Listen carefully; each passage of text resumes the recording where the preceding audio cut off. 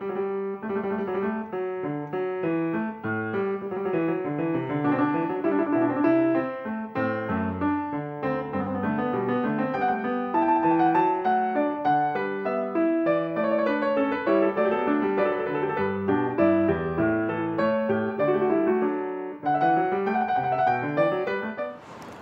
my name's Krissy, and I'm doing street interviews for the Magazine Association of British Columbia. I'm totally I love fashion, so I'm definitely a visual person. I like the actual pictures and the editorials and that kind of thing. I do read the New York Times, which I guess is more of a newspaper than a magazine, but in terms of news and stuff, I do read that as well. But that's usually where I'm looking for if I'm going to look at any magazines. I like to read about, I love to see a lot of pictures too, so I like reading fashion magazines as well. And there's a great magazine that I just finished. It's called Lucky Peach, and it's a food magazine, and it was really, really great. So I like Lucky Peach. I like Acne Paper. What else do I like? I like magazines where there's not a lot of ads. Yeah.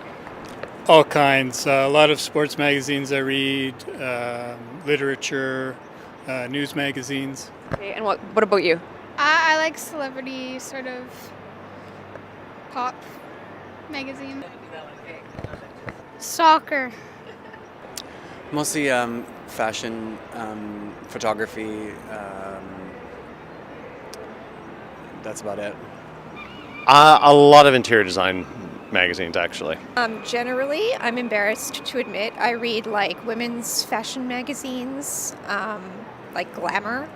And then I'm a doctor, so I read medical journals. And my husband loves The New Yorker. Sometimes I'll read that too.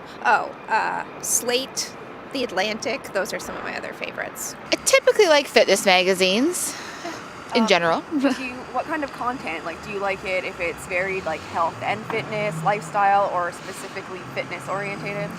A bit of everything. I like to read recipes and different forms of exercise and things that are trending and exercise fashion and stuff like that. So a little bit of everything. I think that you get what you pay for, and quality comes with price attached to it. Do you know what the difference between free and paid content is? Yes. Do you think that there's a difference? Yeah, I think definitely the quality there's a difference. Yeah, that's a tough That's one. a really tough one. But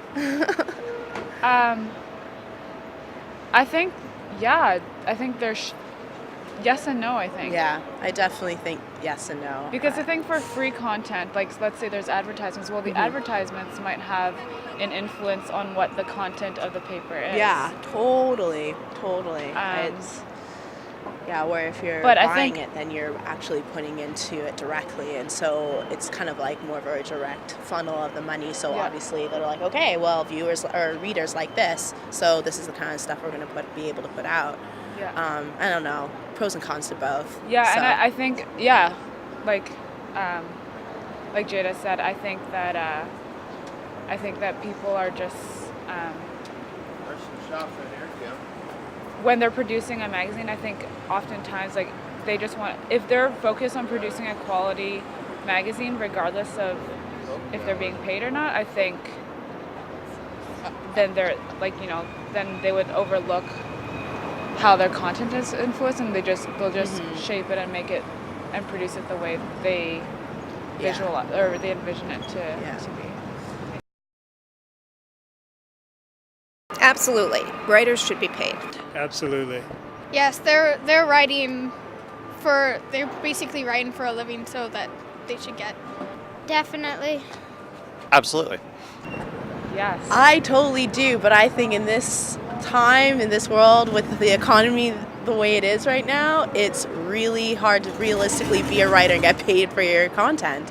That's the reality of it, unfortunately. But I do think they should get paid. I'm a writer actually for a local magazine, and I think we are underpaid for sure. Yeah. Obviously. But I don't know. I think once something's been put out and it hasn't, and the artist or whoever hasn't regulated it enough, that it's free after that, because like they've already put it out and people can do whatever they want with it afterwards. Like they can't really stop people from doing it. They can, but it would be extremely, extremely difficult.